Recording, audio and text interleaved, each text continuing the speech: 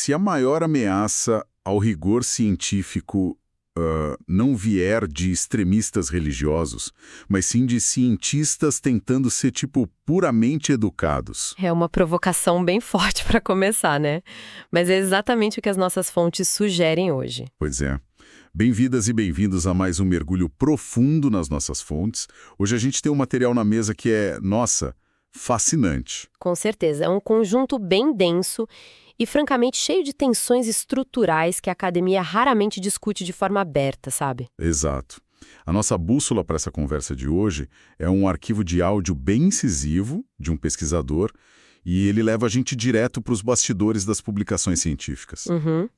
E além do áudio, a gente tem também transcrições de vídeos dissecando algumas polêmicas recentes na ciência. Sim, e tudo isso amarrado a um convite para um evento inédito.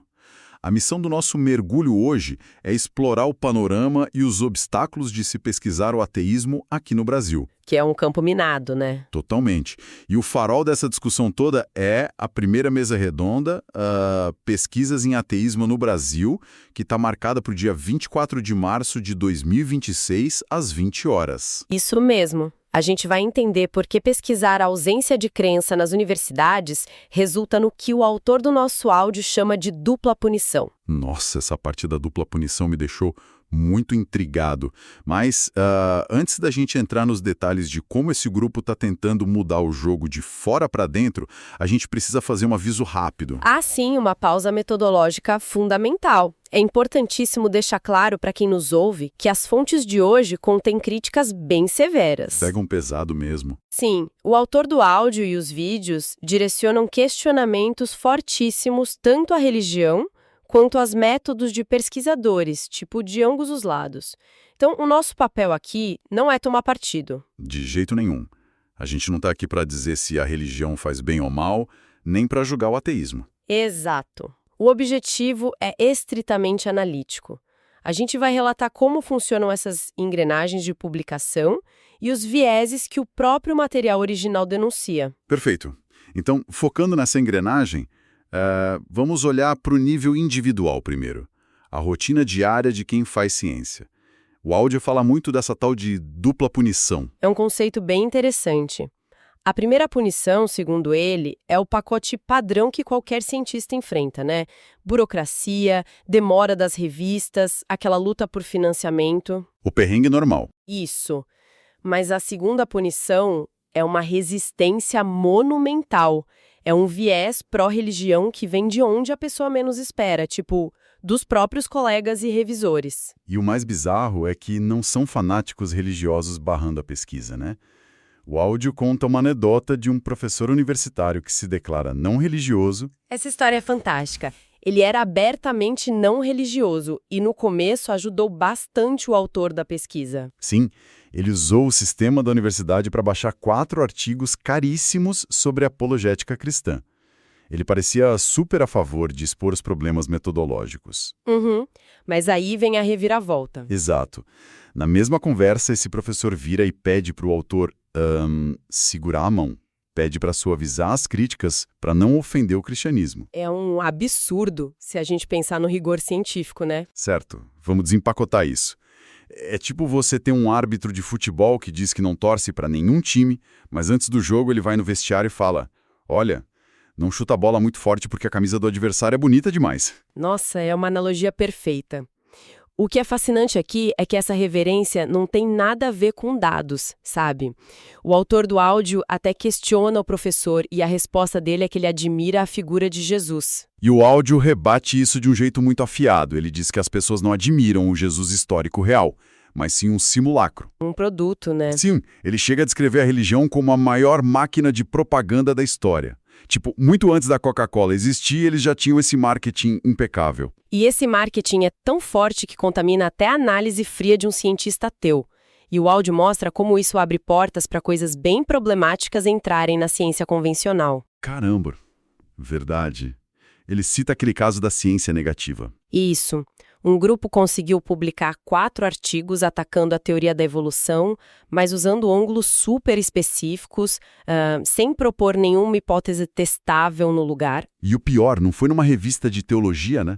Foi numa revista de biofísica. Exatamente. O autor questiona muito isso e a explicação que ele dá é que eles usaram o nome de um editor famoso, Dennis Noble, meio que como um escudo. Para conseguir aprovar textos que os biólogos evolutivos barrariam na hora. Com certeza, eles usam o prestígio alheio para validar um ceticismo que é fabricado. Tá, então a gente tem esse viés no nível pessoal, mas como isso vira um problema estrutural? Como essa polidez vira o que os vídeos chamam de assimetria de escrutínio? É aí que entram os dois estudos que a gente precisa comparar, o caso D7 e o caso Shanahan. Vamos começar pelo DECIT, de 2015. É o estudo crítico à religião. Isso.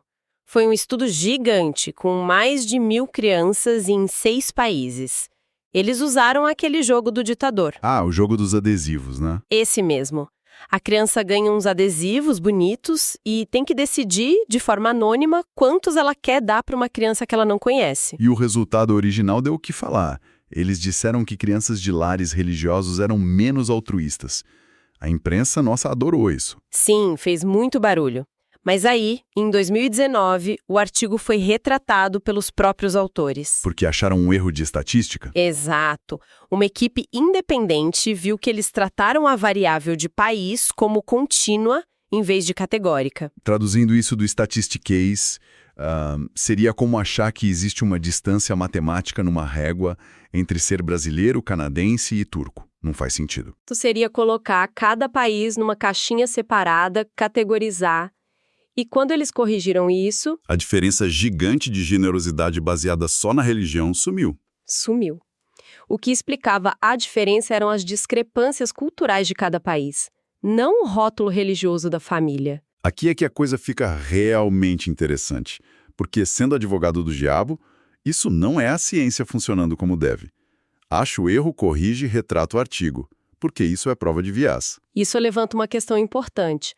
O problema não é a correção, o problema é a lupa. O rigor extremo só é aplicado quando o estudo critica a religião. Ah, tal da assimetria epistêmica. Isso.